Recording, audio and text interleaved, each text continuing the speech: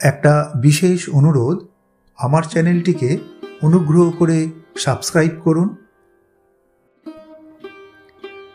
অর্জুন বললেন, হে কৃষ্ণ, মানুষের মন এমনিতেই যা চঞ্চল, শরীর ও ইন্দ্রিয়গুলিকে অস্থির করে তোলে। মনকে বিষয় বাসনা থেকে মুক্ত করা খুবই কঠিন। তাই মনকে শাসন করা বায়ুকে বশীভূত করার থেকেও কঠিন বলে আমি মনে করি। ভগবান বললেন, মানুষের মন দুর্বার ও চঞ্চল ঠিকই, কিন্তু ক্রমাগত অভ্যাস ও বৈরাগ্যের দ্বারা মনকে বশীভূত করা যায়।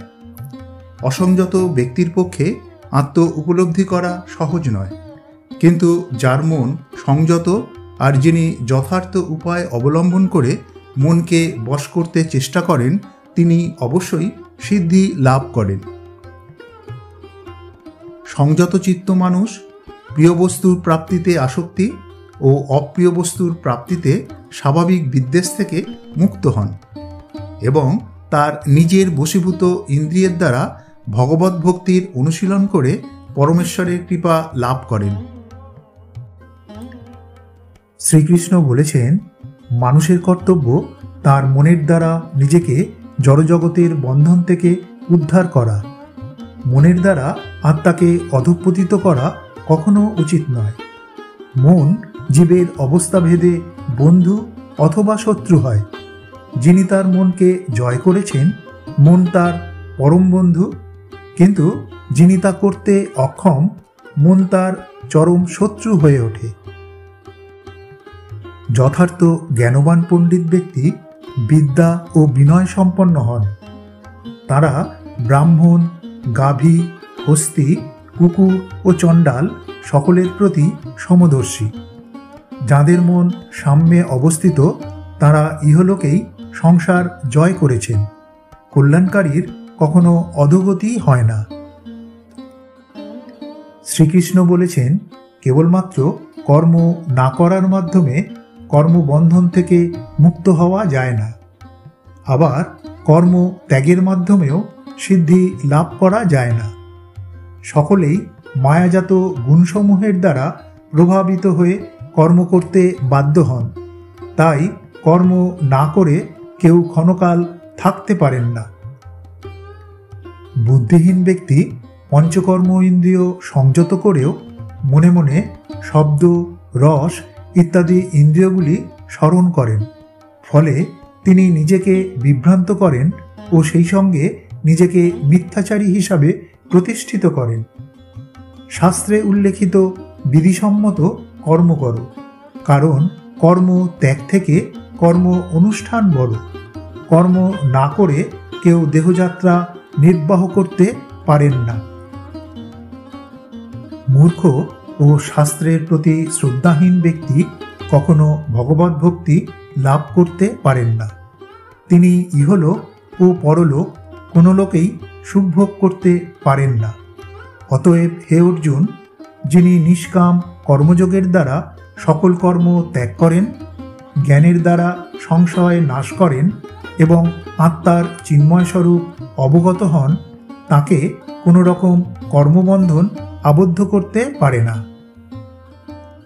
অহংকার, দম্ভ, দর্প, ক্রোধ, বাক্যে ও ব্যবহারে কর্কশতা, এই সমস্ত অসদ্ভাব যে সমস্ত ব্যক্তিদের মধ্যে প্রকাশ পায়, তারা আসুরি স্বভাব নিয়ে জন্মগ্রহণ করেন। দৈবী গুণাবলী মুক্তির অনুকূল আর আসুরিক গুণাবলী সংসার বন্ধনের কারণ। আসুরিক স্বভাবযুক্ত ব্যক্তিরা ধর্মকর্মে মনোযোগী হন না এবং অধর্ম কর্ম থেকেও নিজেদের মন সরাতে পারেন না। তাদের শৌচ নেই, সদাচার নেই এবং সত্য নেই। তাদের হৃদয় অপূরণীয় বাসনায় পূর্ণ।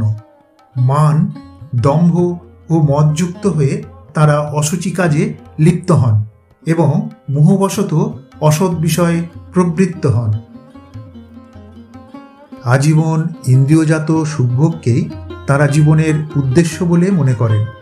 অপরিমেয় দুঃখ দুশ্চিন্তার আশ্রয় গ্রহণ, অসংখ্য পাপে আবদ্ধ হওয়া এবং কাম ও ক্রোধের বশীভূত হয়ে তারা বিষয় সম্পত্তির ভোগের জন্য নানা রকম অসৎ উপায় অবলম্বন করেন।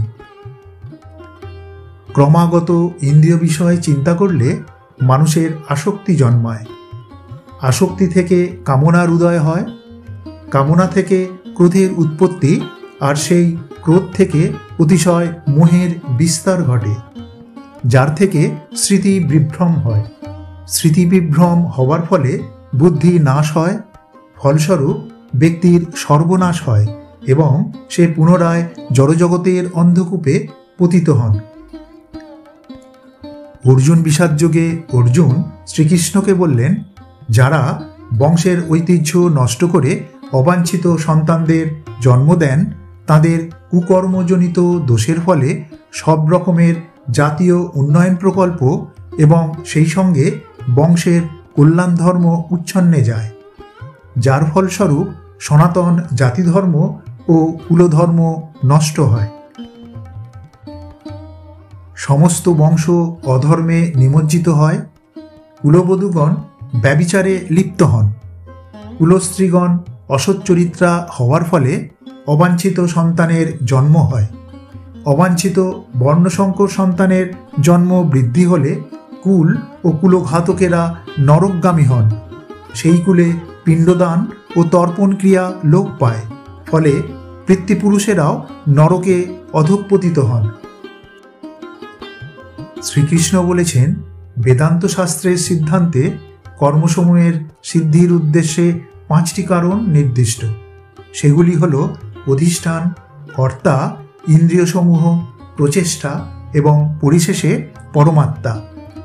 মানুষ তার শরীর, বাক্য ও মন দ্বারা কর্ম করেন, তা সে ন্যায্য হোক বা অন্যায্য, সকল কর্ম পঞ্চবিধ কারণ দ্বারাই সাধিত হয়।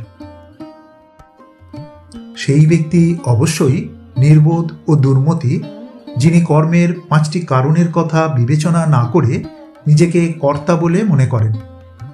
আমি কর্তা, এই অভিমান যার নেই, যার বুদ্ধি কর্মফলে আবদ্ধ নয়, তিনি মহাপাপী হলেও তার ওই পাপের ভাগীদার তিনি হন না, বা তার অন্যায় কাজের কর্মফলে আবদ্ধ হন না।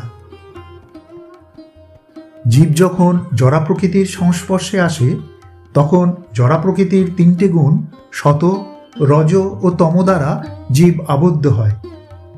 এই 3টি গুণের মধ্যে সতগুণ নির্মল, প্রকাশযুক্ত ও পাপ শূন্য। আমি সুখী এইরূপ সুখ শক্তি এবং আমি জ্ঞানী এই প্রকার জ্ঞান শক্তি দ্বারা শতগুণ মানুষকে আবদ্ধ করে। রজগুণের উৎপত্তি হয় অন্তহীন কামনা ও বাসনা থেকে, ফলে রজগুণ জীবকে সকাম কর্মের বন্ধনে আবদ্ধ করে। জীবের ভ্রান্তি উৎপন্নকারী গুণ হল তমগুণ। প্রমোদ, আলস্য ও নিদ্রা এইসবের দ্বারা তমগুণ জীবকে আবদ্ধ করে। দান করা কর্তব্য বলে মনে করে প্রত্যুপকারের আশা না করে উপযুক্ত স্থানে, উপযুক্ত সময়ে, উপযুক্ত পাত্রে যে দান করা হয় তাকে সাত্ত্বিক দান বলে। যে দান প্রত্যুপকারের আশা করে বা স্বর্গলাভের উদ্দেশ্যে এবং অনিচ্ছা সত্ত্বেও করা হয় তাকে রাজসিক দান বলে।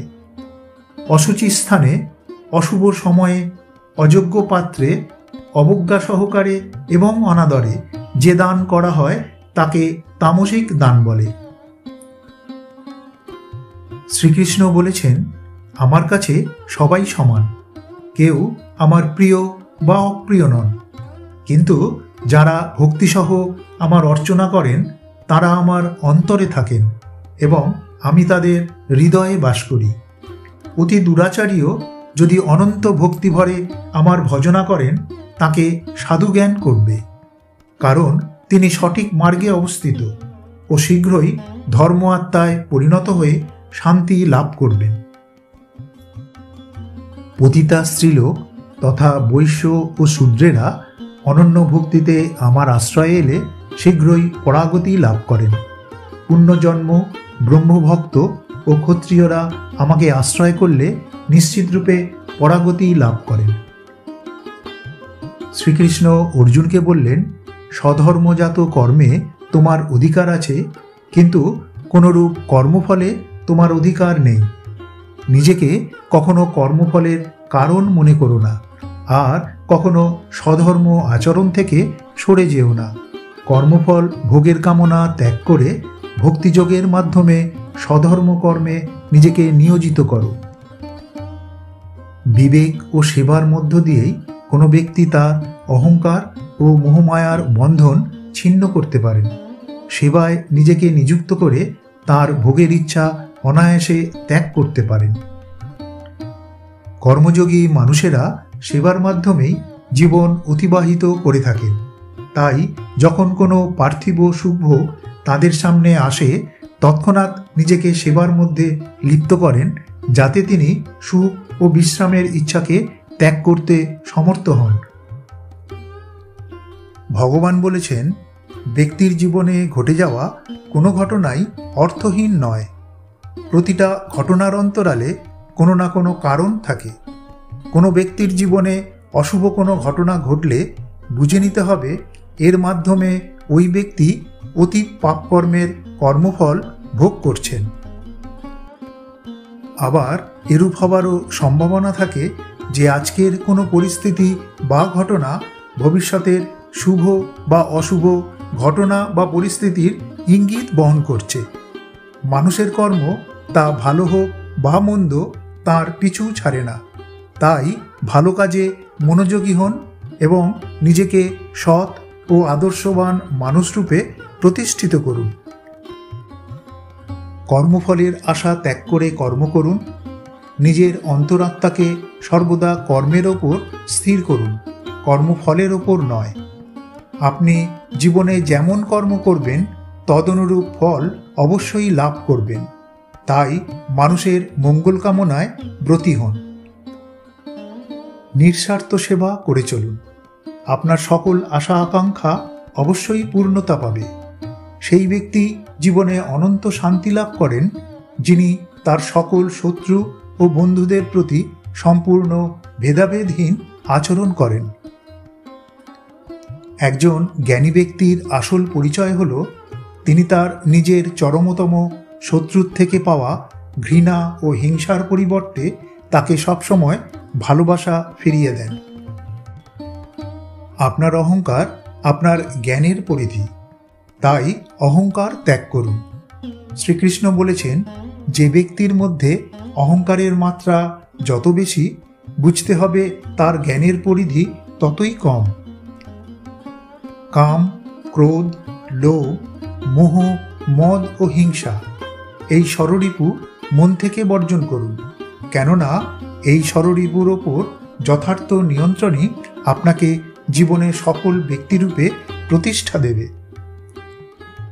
কর্ম করুন অহংকার শূন্য হয়ে, কর্ম করুন লালসা পরিত্যাগ করে এবং হিংসা পরিত্যক্ত কর্ম করুন, কেননা সঠিক কর্ম ভালোবাসা, সহানুভূতি, নম্রতা ও ভক্তির সাথে করা উচিত। ক্রোধ করবেন না, ক্রোধ মানুষের বুদ্ধি গ্রাস করে। লোভ ত্যাগ করুন, লোভ মনুষ্যত্বকে নাশ করে। নিজেকে চিন্তামুক্ত রাখুন, অহেতুক চিন্তা মানুষের আয়ু হ্রাস করে। অহংকার বর্জন করুন, অহংকার আপনার মনুষ্যত্বকে ধ্বংস করে। আগুন যেমন জ্বালানি কাঠকে ছাইতে পরিণত করে, ঠিক তেমনি জ্ঞানের আলো আমাদের মধ্যে থাকা আত্ম অহংকারকে নিমেষেই পুড়িয়ে মনুষ্যত্বকে জাগিয়ে তোলে। তাই যথার্থ শিক্ষিত হন, নিজেকে একজন জ্ঞানী ও বুদ্ধিমান ব্যক্তি হিসাবে প্রতিষ্ঠিত করুন। একটা বিশেষ অনুরোধ, আমার চ্যানেলটিকে অনুগ্রহ করে সাবস্ক্রাইব করুন। ভিডিওটি ভালো লাগলে অনুগ্রহ করে লাইক, শেয়ার ও সাবস্ক্রাইব করতে ভুলবেন না। ধন্যবাদ। নমস্কার।